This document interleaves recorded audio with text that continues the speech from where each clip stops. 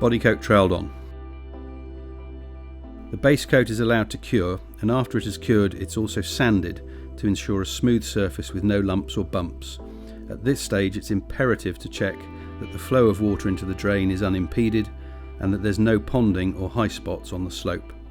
If there are, this must be corrected at this stage through additional applications of Bodycoat and surface preparation. Once the base coat is confirmed as perfectly ready, we repeat that step using the Bodycoat material, which is applied in a similar technique by pouring to the drain and spreading to an even coverage over the surfaces. In order to have a good finish with this layer, the previous layers must have been finished and sanded and checked to be perfect, as well as checking that the drain is masked and detailed correctly.